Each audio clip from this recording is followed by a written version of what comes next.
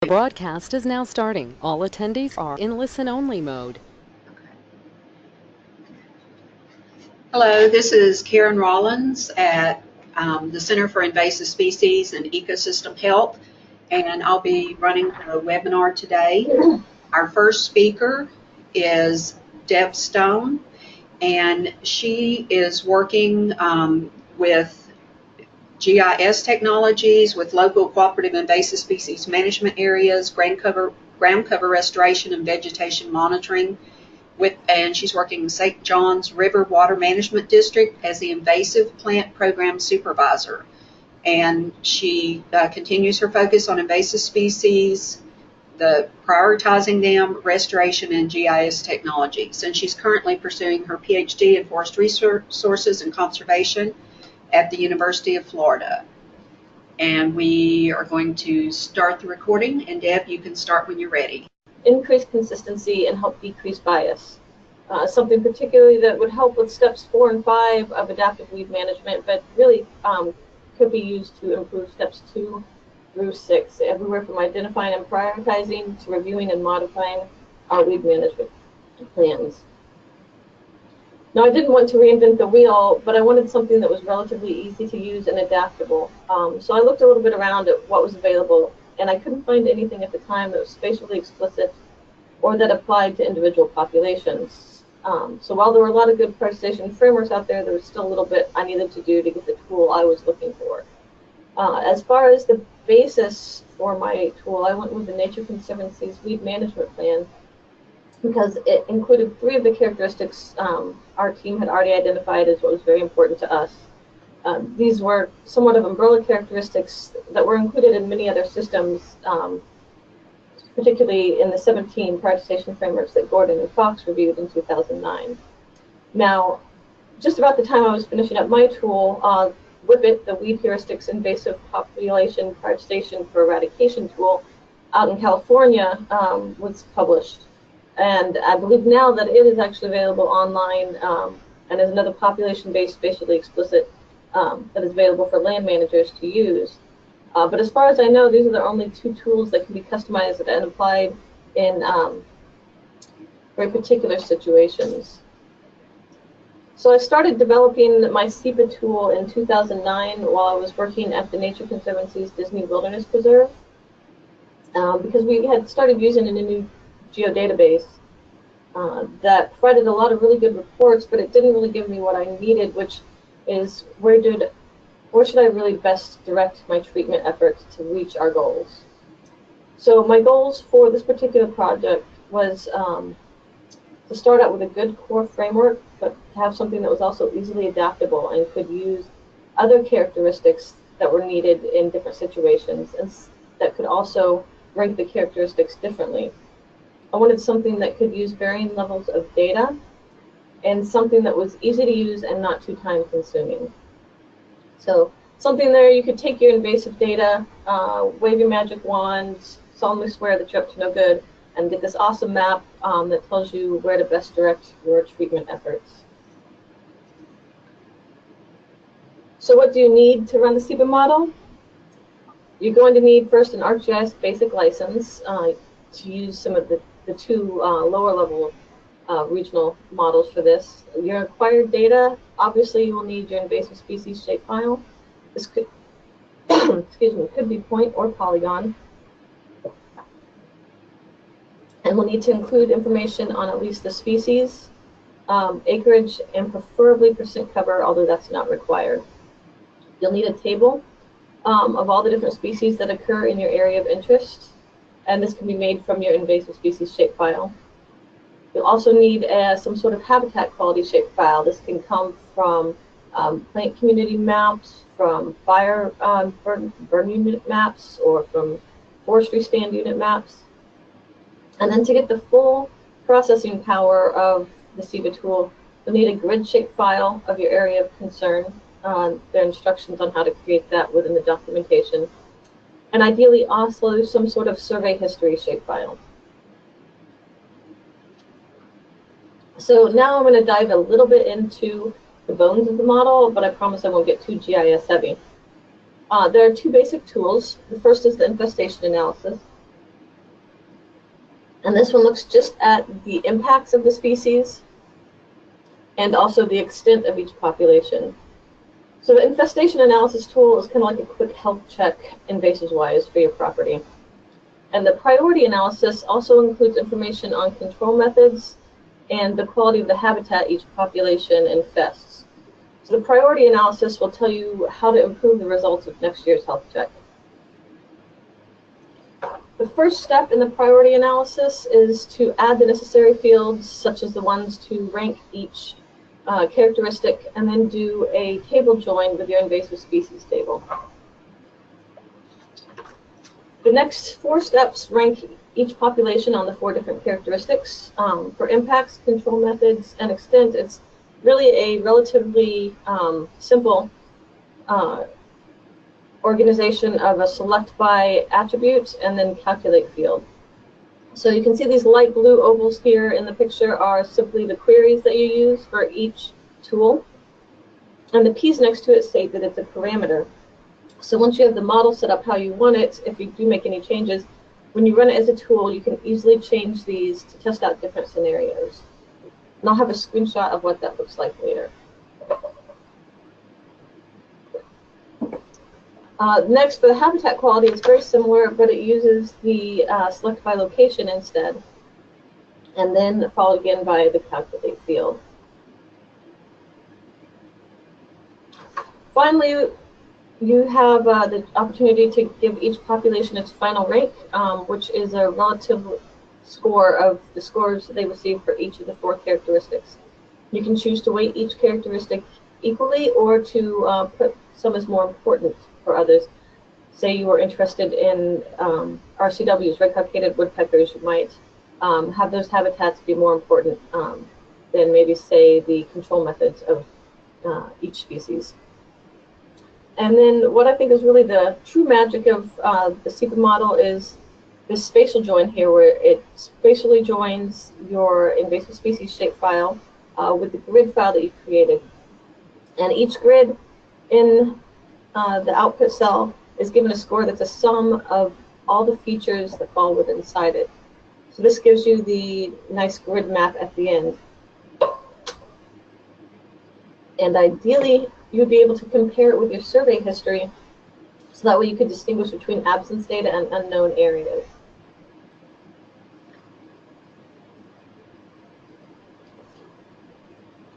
So these are the 3 outputs that you would get from the SIIPA model. Here on the left is your infested areas, which is kind of your health check. In the middle is the priority areas, which shows you which regions are your highest priority. And then you have your simple priority populations map that you could use to kind of make a down the list direction for treatment if you wanted. So now I'm going to look at 3 case studies to see how the SIIPA works at different scales. The first site is going to be where I worked at previously and developed the SIIPA model, the Disney Wilderness Preserve, which is owned and operated by the Nature Conservancy. It's in Kissimmee, Florida, and it was a large-scale off-site wetland mitigation project. It's about 11,500 acres of some very high-quality flatwoods habitat in Central Florida.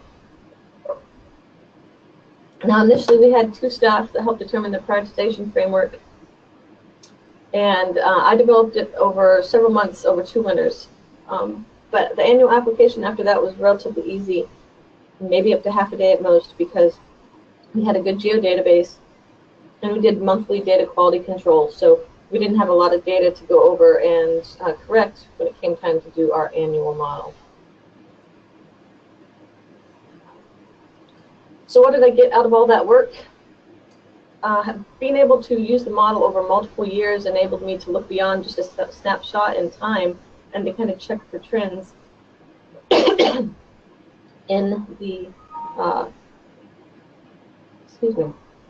in the spread of invasives over time. And it looks like my GIF isn't working, unfortunately. This is supposed to show multiple years. It worked when we were playing with it earlier. So over time, we could see that this actually does become less dominated by invasive species, so we are clearing up and improving the habitat here, whereas other areas, such as this section, we had an invasion of Kogan grass that started to explode. So it allowed me to kind of change course as needed and see where the levels of infestation were the highest, or might be the next area to attack. Now, the priority areas map and the priority populations map, these two combined are kind of the workforce of the model and the tools that I would use to make my annual plan. I'd start with the priority areas first. And using my knowledge of the property, I would section it off into areas by season and what can be done in a day. For example, I know that all along this area within the priority areas map are wetlands, so those would be best to hit in the winter and early spring when things are a little bit drier. So seeing that these are some of the least infested and they get more infested as you move south, I would start along that route. And I would switch over in my daily plan and look at what was available in the priority populations map. And I could see that here we had one of the highest priority. So I would start with that one so that when the inevitable thunderstorm or equipment malfunction happened, I'd already got the most important populations treated that day. So how did this actually change invasive management at DWP? Since we started this new database in 2009 but didn't start utilizing this model until 2011, we have what is kind of like 2 years of control data in 2009 and 2010. So the way the Nature Conservancy's draft breed management plan ranks different species, a lower score actually means it's a higher priority. In other words, a score of 1 means it is your first priority. So you can see in the graph that once we started implementing the SIIPA model, our priority scores actually lowered, indicating that the treatment decisions we were making were much more in line with our stated goals and prioritization framework, although I can't say that they're statistically different. And the way that we collected data, we didn't collect any information on the area or size until we did the treatment. So the SIIPA model for us ended up being kind of a hindsight tool as we'd run it at the end of the year to see how we were doing on our treatment goals, and then use that data to change plans if needed for the next year. Now, for the most part, the model showed us that our treatment decisions were well lined up with what our stated goals were. But there was one situation down here where we had a pasture restoration. And when we were doing the survey, we found lots of small Kogan, which are all these orange dots, but we also saw a lot of torpedo grass and dahlia grass and very large infestations. Given that we had spent a lot of money on the ground cover restoration, we decided to treat that. But at the end of the year, it showed, the model showed us that this was actually a very low priority treatment. So the next year, we just cut our losses on that project and started instead treating some higher priority Kogan patches in another better quality part of the preserve. Now, the SIIPA model also helped us adaptively manage our adaptive management. We were able to, after a few years, see that we might want to tweak some of how we were ranking the systems so that we could meet our goals and work with the data that we have better. For example, our habitat quality was initially based off the plant community map, but we then switched it to our survey unit map, which is based off of hydrologic units and burn units. We felt that that better focused on the processes, function, and structure of the habitats that we were trying to manage.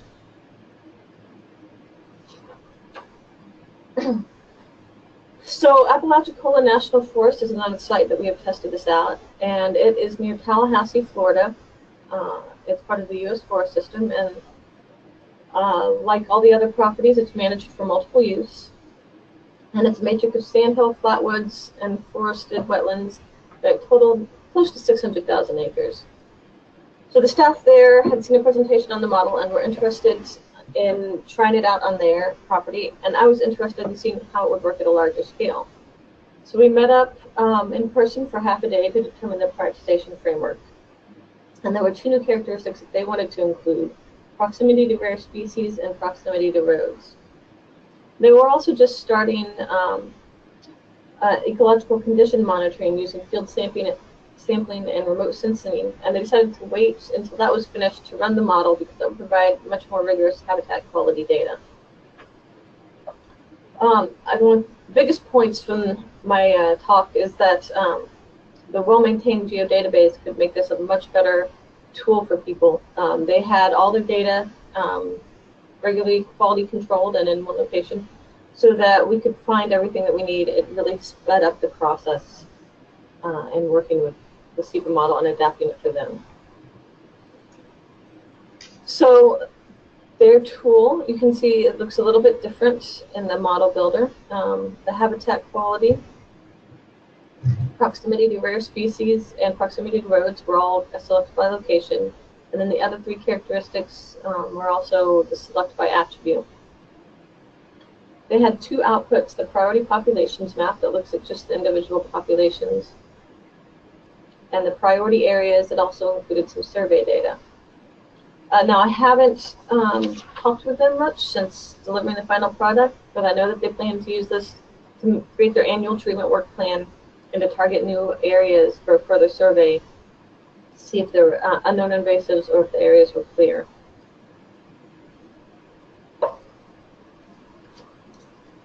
Finally, I wanted to see if the SIIPA model could work at a regional scale. And I was on the steering committee for the Heartland Cooperative Invasive Species Management Area, or SIIPA, which is a spinoff of the Lake Mills Ridge Environmental Working Group in Central Florida, located more or less between Orlando and Lake Okeechobee. The center of this SIIPA is the Lake Mills Ridge, which is some of Florida's ancient islands, and therefore there's a lot of really unique habitat and protected species in this area. And also given the scale, there's much more diversity in stakeholders, land uses, goals, etc. So as you'd expect, this one was a lot more work and a lot more complicated than working on the smaller scales. I used a general meeting to make make sure that most of the active SIIPA members had a chance to voice their views on what the framework should be. And the group decided that they also wanted to include rare species and another characteristic they were concerned with was potential vectors that could bring new species in or move species throughout the SIIPA. We also had to work to modify some of the characteristics and how they were scored to work with the data that we had available. For example, the data came from Webmaps for the invasive species locations, and not much of the input points had anything as far as size, so we went with frequency as a proxy for extent. And since working on that scale, you couldn't really rank habitat quality very well.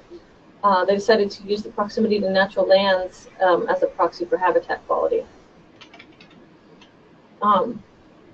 So this one ended up being a lot of data management, and that was actually the most time-consuming part of this process. I had to gather data from a wide variety of sources, such as the Florida Geographic Data Library, the Florida Fish and Wildlife Conservation Commission, Florida Natural Areas Inventory, go search the websites of each and every property that protected land property that were within the SIIPA boundaries. So it was working on this scale and for the quality of data initially, it's a much more time-consuming process.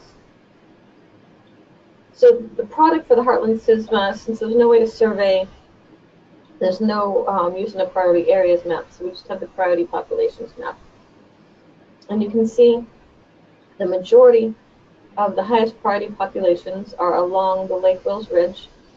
This was due mainly to the proximity to rare species, which was the highest or the most important characteristic for the SIIPA members, and also the high presence of protected lands along that area. The potential uses for the SIIPA model at this scale, it could be used for regional funding programs. It can be used to target private landowners for incentive-based programs, such as we have here in Florida, a Kogan cost share program for treating Kogan grass. And it could also be used for planning SIIPA work days. And just to expand on some of the other ways the SIIPA model can be customized, we just started utilizing a new geodatabase here in Florida for the St. Johns River Water Management District. And so now that we've got that, we're starting to collect spatial data for our invasive species treatments. I am looking at adapting the SIIPA model for us. being that we're a water management district, obviously one of our big goals is to help maintain water levels to prevent flood issues. So I can utilize our data on flood control structures and species that are either floating or submerged that might cause problems with that. Another issue I want to think about including is the cost to access. We have one species, the tropical American watergrass, that was just found last year. And this infestation was only known from two places in very South Florida previously. So it is an early detection rapid response and therefore would be very high priority, however, it's incredibly difficult to access. It's a 5-mile boat ride and airboat ride from the nearest levee, and the water levels can change in just a day or two, so access out to it can be incredibly difficult. And unfortunately, it's smack in the middle of the cypress dome that have a lot of protected air plants, so aerial application isn't really a viable option either. So these are the kind of considerations that you could include if you were trying to adapt the SIIPA model for your properties. The current availability had a manuscript that was published last fall in Ecological Restoration that covers a lot of what I've gone over here, but in more detail. And if you're interested in looking at this model, you can download it from the Nature Conservancy's Conservation Gateway. First, I would recommend looking at it in Art Catalog, the description tab. I tried to include enough information to get people started on using it for themselves. And also including a lot of the tool help so that if you wanted to run it right out of the box with just minor modifications, we could give you some sort of idea of what was going on for each of these boxes. If you are not all that familiar with working in Model Builder, Esri does have some really great web course tutorials that are less than 4 hours that you can take as you have time and stop and then come back the next time you have a few hours or even half an hour in the office. It could really help increase your familiarity with this. So in summary, prioritization is a must as we can never get it all, and we wanted to do the best that we can with the limited resources that we have. The SIIPA model can quickly apply your own framework to all the known populations and help you transform that management plan folder, you know, the one that we only take out every 5 to 10 years when we're mandated to update it, into an actual treatment plan without sucking up a lot of your time. If you want to try out the SIIPA model, I highly suggest having someone who's at least a little GIS savvy and someone who is invasive savvy on the planning staff. And also, if you already have a pre-existing prioritization framework, that can really help speed up the process, as will a well-maintained geodatabase. And that then ends it for me, and I think we're ready to switch on over to Becca to hear about the EdMaps version. Okay, thank you very much, Deb. That was great. And as you have questions for the audience, you can click on the questions and go ahead and put your questions in, and we can read them at the end as we have time. Becca Van Kampen and her business partner Rachel Winston formed the company MIA Consulting out of a growing need for comprehensive solutions to environmental data collection, management, and education. Together, they've developed GIS solutions and educational resources for many different entities across the United States. Becca's primary focus is developing web-based solutions that bridge the gap between end users and complicated software. She has successfully created many GIS solutions for land managers that enable them to take advantage of easy-to-use tools. She works closely with EdMaps and is constantly looking for ways to better utilize their GIS data. Becca, I am changing to, let's see. Okay.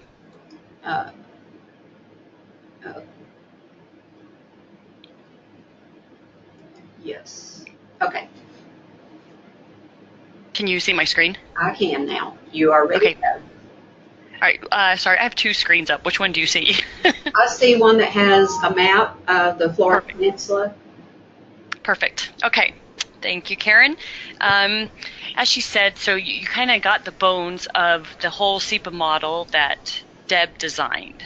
And so we were actually contracted to take that exact model and make it web-based so any person could come on and access it without needing to know GIS or without needing to have any fancy software or anything like that.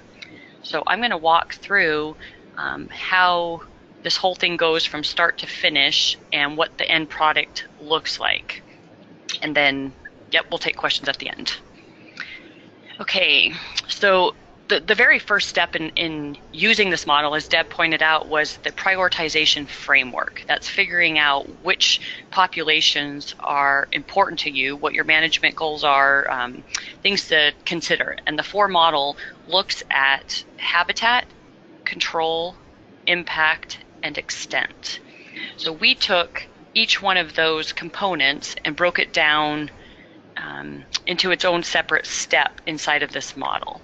So as I walk through it, that's the framework that I'm following that Deb created. All right, when you first access the website, you can see the URL up here, and this is a live site that, like I said, anybody can access.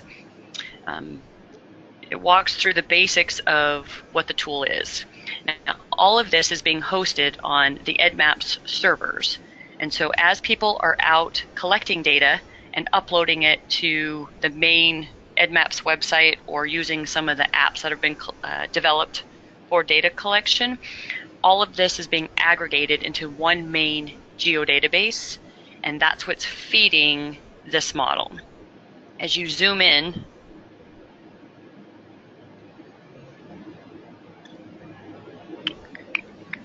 just minimize this.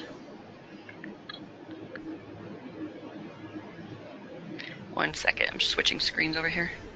Okay. As you start to zoom into your area of interest, you'll see the population start to show up.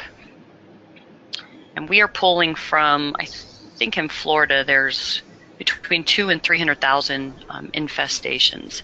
And for this exact project, the data was broken into 2 categories. I think it was based on FLEPSI ranking. So there's class 1 and class 2. And you'll see that in the color of the dots, which one is class 1 and which one's class 2.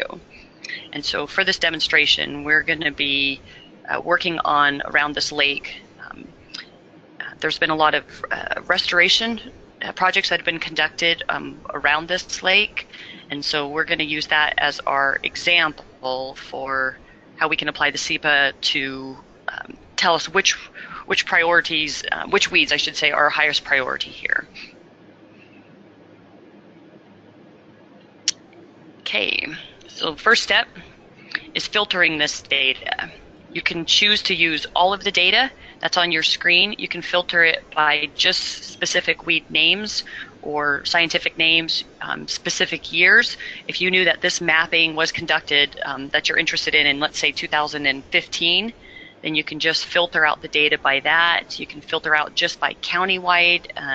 There's just different filters that have been built into the data. But for now, we're just going to say we're going to grab all of the data that's available for this certain area. So we're going to grab this area tool, just kind of draw kind of where we want to conduct this, and then we execute it.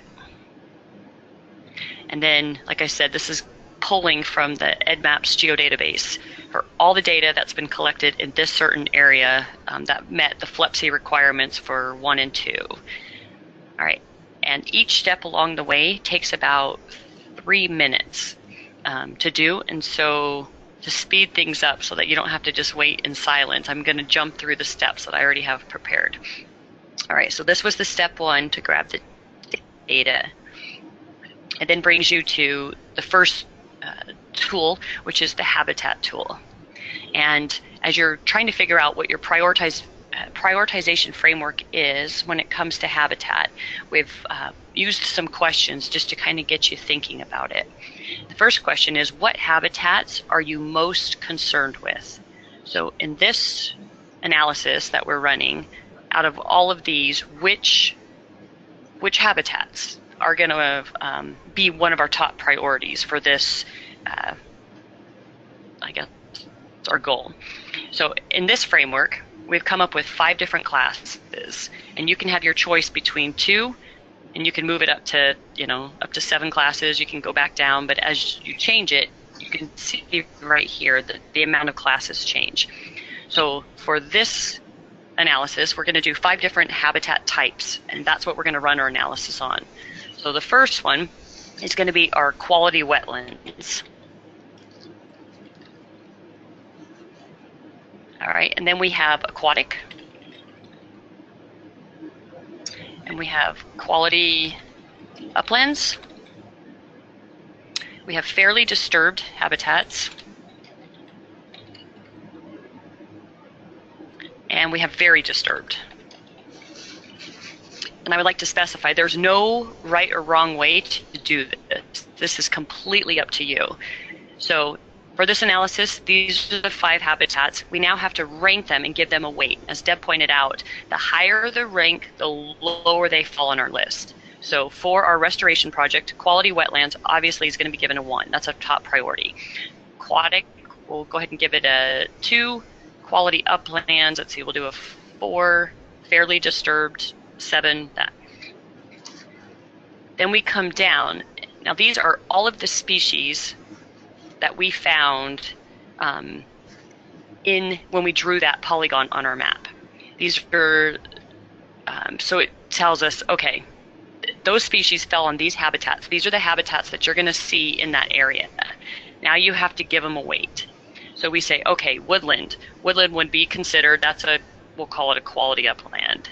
And you go through each one and you're assigning it the value that you've created up here in these classes. And I'm just going to cruise through this just to show you. And okay, once you've ranked each habitat, there's also a general way, and then there's more of a detailed way to describe each of those different habitats. And then you execute, and then it's going to kick you into the next phase. And I'll just keep moving through it. All right, so on step 3, we're looking at control. And some of the questions, that we've used to kind of get your mind start going to figure out your prioritization is which species will be the easiest to control or eradicate, how often you might need to retreat it like an area, are there certain ones that have effective herbicides, how are these species going to spread, things like that. So you go through again and you come up with the different way you want to group your classes, and then you're going to weight those accordingly. So for our example, we're doing 4 different control classes. So the very first one is going to be like effective herbicides with few retreats. Give me a second.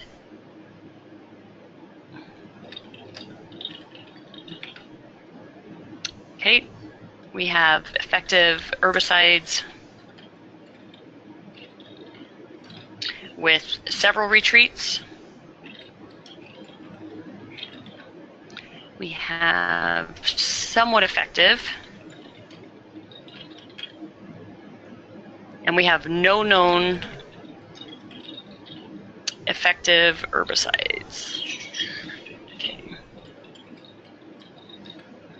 Again, we now have to weight these accordingly. So we will say a 1, 4, 5, and 9, that'll work. And then we go down. Now these are all of the individual species that were found in that area. And then it tells you how many times those showed up.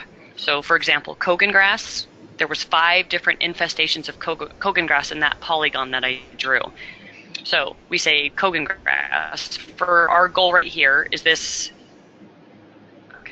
It just froze. Anyway, so you rank this based on, and you apply it. So this one's somewhat effective. This one is our top priority, low priority, whatever. You get through your list, and then you execute it. Okay, next step is impact. Same thing. How many different classes are you going to break it into for your prioritization? And some questions to get you thinking about that. What species causes the most damage to the natural habitats and affect your management goals the most? Which one of these species causes the most just to all the natural habitats? and which one are going to take like the least amount of resources to control. You come up with your framework, and so in this case we have ones like changes function structure and processes elsewhere that's already been established. We're looking at ones that could be EDRR, just minor ones. Anyway, go through your list, give it the weight, and then you apply those to each of the individual species right here. Same thing that we've been doing. And again, it's the same frequency. Tells you here they are, and then we execute that. We go to the next step. Okay, this one starts looking at the extent, so the size of the infestations. So which size is going to impact your goals the most? And there's two different ways to analyze your data. And so as we execute the tool first, we're asking it to analyze our data, because at this point we don't know any information about the infestations that were mapped. So, excuse me, if the density has been recorded with each infestation, it's going to pull from that. If it has not been recorded, then it's going to look at the distance between the infestation size. So, for instance, if we're looking at EDRR, that's going to be greater distances in between the infestations. If we're looking at, very dense and close together, then that means that's something that has been established. This is not an EDR. These aren't, satellite populations. So the first thing we'd like to do is say, well, how many classes do you want to break your data into? For now, we'll go ahead and just leave it at 4, but now we're asking it to conduct some natural breaks and tell us what our data looks like, what our size, has been recorded per point. This will just take a second. And for this, we're just going to use some generic classes, just 4 classes of data with the highest priority down to the lowest priority. And then once it analyzes the data, it's going to give us our results, and then it's going to use that model for doing this next step. So again, it's looking at either the density that's been recorded, and that is ideal. So we know that each weed population, has been recorded as being, dense or sparse or something. But if not, then we go by distance.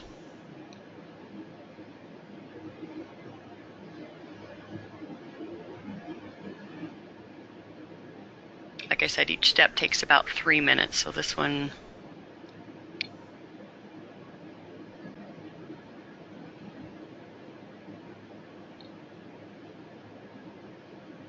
Okay, so it's analyzed our data, and here's the results right here. And you can see for the very lowest, so class 4, and this tells you right here which class we're dealing with, it goes from 0 to 225 meters. So it's broken into these 4 different classes.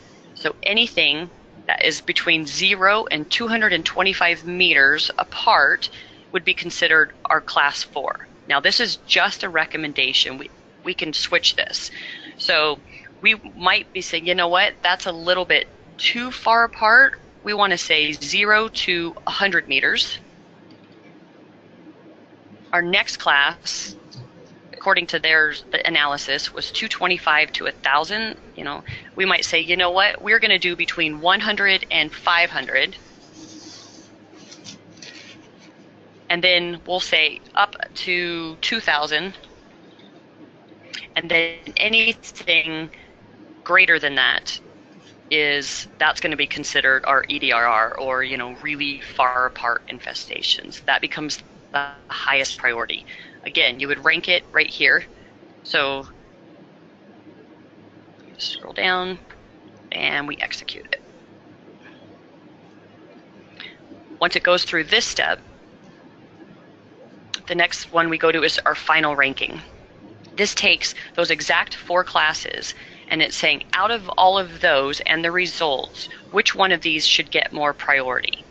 So if habitat, if that was our top thing for this restoration project, we would change it from being 25% of a focus, then we could say this would be 40%, or this one would be 15 or 10, and you can change these numbers accordingly. The next thing is saying do you want any of this cut off? If you're really not interested in the lowest priority, then we can dump these. We can dump all the 9s and the 8s. We can, just give you your very top priorities, or we can include them all for your analysis. For now, we're going to say we're going to take them all. And then we'll execute that. When this runs through its process, the final result looks like this. And up comes your GIS map, and then the results are added to the map. All right, so let's just kind of zoom in.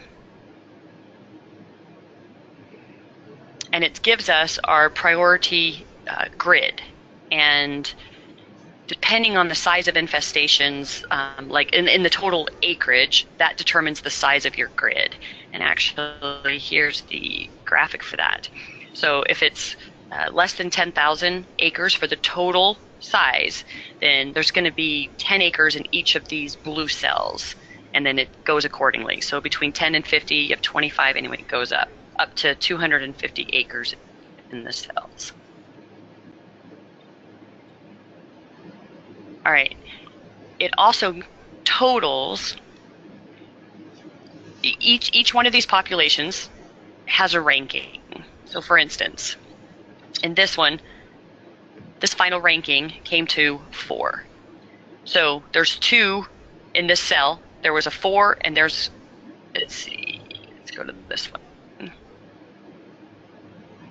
So there's a 4 and a 7. Therefore, it totals the rankings and tells you this is an 11. So what you're looking at as you're looking at the map is you're kind of trying to get an idea of the lowest areas that you want to treat. So if there was a whole bunch of 7s inside of here, it's going to have a way higher number. So as you're starting to look, you could look and say, okay, I know these are going to be some of my higher priority areas because they're lower ranked. And here's a 3. So this kind of starts targeting your priorities, and you say, okay, this is a goal, this is a goal. Some of these higher ones, maybe not so. We can zoom out. Okay, so with these final results, and we actually, I'm just going to turn off the treatments for now, and we're just going to focus on, it's being slow, so just the actual dot color. And then we have our legend to just give us, right away we know that this darkest green, not our top priority. So if we're low on resources, then we're going to say, we're going to exclude that for now, and we're going to go after, some of these oranges. These are going to be way more top priority in meeting our goal than that. And again, all of my stuff was just fake information, so just preface that. Once you get the results, you have some choices over here. So with the final result, you can download the geodatabase, and that's going to give you all of the color-coded feature class, and it's going to give you all of the tables that you use to create your framework. If you just want to run a report, like you don't care about S3 GIS stuff, and this is the easiest, then you can just run a report. And I'll show you what that looks like. If you just want to print a map and you don't care about the tables or anything that got you to this place, then we can just print it. All right, so as part of our report, there we go. So it gives us our map, gives us all the color codings with our legend, and then it starts to break down. Here was this is how we got to that. So this is easy to justify as a treatment plan, because we say, well, for habitat, these are the classes we used, these are the weights we used, this is what we were looking for. It looks at each weed point and it tells you what the final ranking is. Our priority areas, and it tells us the total. So like in this one, this cell had 93. We know, okay, that's low on the list compared to these other ones. And then it gives us the habitats that we're dealing with. So this whole thing, we can go up and then we can print our report.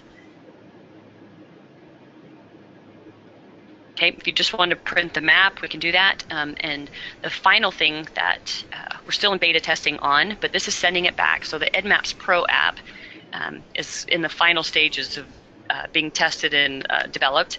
And what this does is this takes this information and it sends it to your EdMaps account. So then you're able to pull it up on your phone or your iPads, and you're able to see the actual ranking right there connected to your user account. And then you have a work plan that you can be following when you're out in the field to say, you know, this is my top priority, these are my lowest priority, and this kind of helps you as you're out in the field to navigate that. And then you can do the treatments on them, and then you can upload the changes back to the EdMaps database. Okay. A few more features that this map allows you to do, which kind of makes it even more customized, is the ability to add your own data to the map. So in this case, I can look online, and if I have a URL, I can use that to right here. I can type in from any ArcGIS web service that's been out there and add it to my map if there's a certain thing that I need to make this more, or I can just look for general stuff. In this case, let's do Florida block groups. And by adding it, this is my table of contents over here. I'm going to change my transparency so I can kind of see my data through here. Perfect.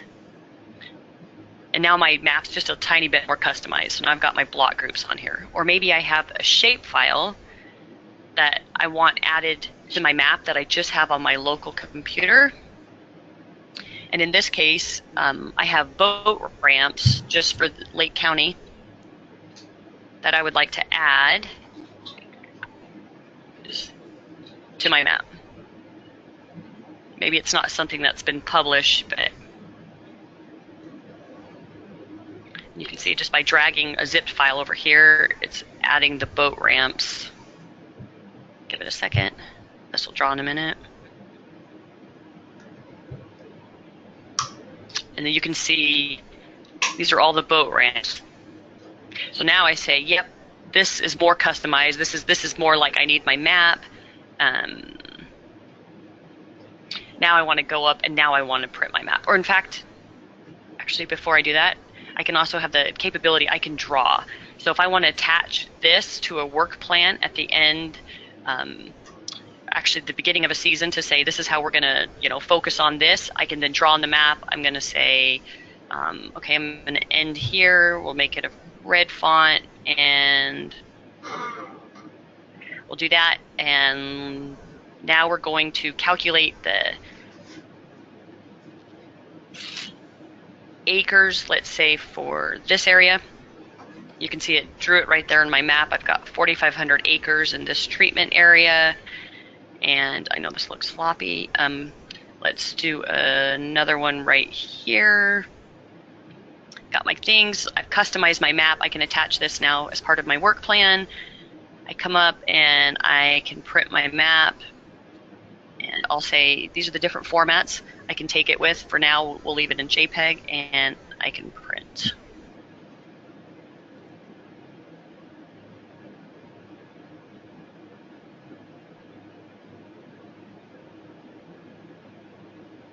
So again, it's being able to customize the results.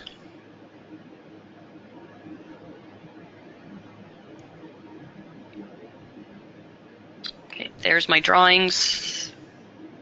Tells me my acres. Yep, I've customized it. There's my boat ramps that I had on there.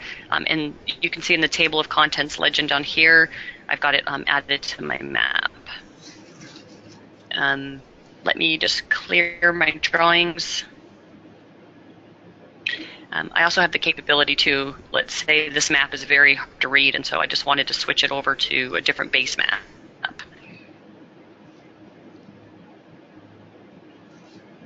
And we're going to act like that was way better to see, and then I can go up and I can print, print the map again. I can change it to a PDF or anything like that. Okay, I will take questions if you guys have more about this, but that pretty pretty much sums up how the tool can be used just in an online interface without needing any Esri software or having to know GIS.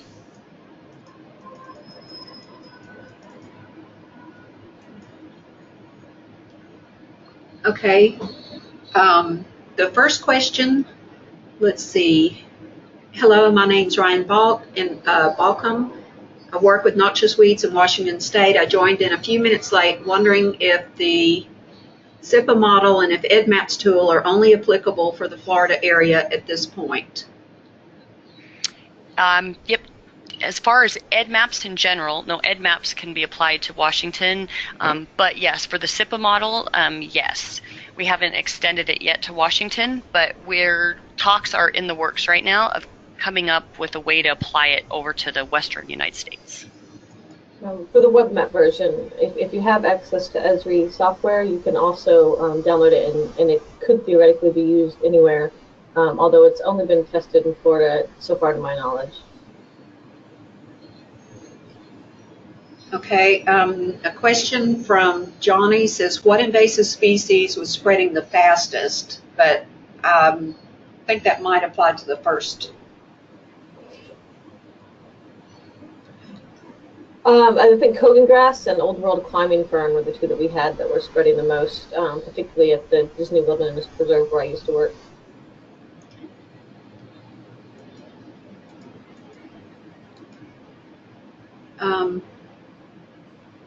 Okay, and again, they're asking about the SIIPA tool applicable. They came in a little bit late to other areas of the U.S. So, yes, it is Florida only at the minute, but that will be expanded in time, won't it? Yes, and actually it's Florida, Georgia, and Alabama right now. Okay, great. And Utah will be done in a few more months. Okay.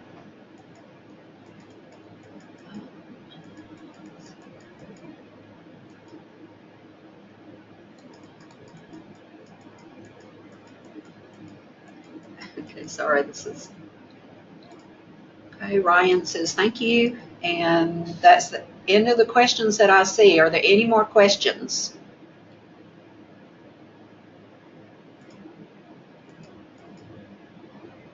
Okay. Thank you very much for attending the webinar today, and thank you to Deb and to Becca. Really appreciate you taking your time to tell us more about these tools that you're developing. Thank you. Thank you. And this will be available. We did record this, and it will be available online by the end of the week.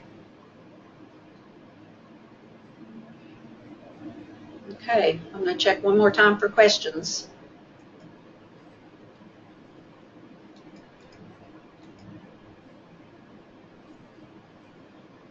Oh, and there's someone here saying, thank you very much. We hope to try the SIIPA model in their region in British Columbia, Canada in the near future. Excellent. Yeah. It's a fantastic tool. Yep. Okay. Thank you very much. Thank you. All right. Thanks. Bye-bye.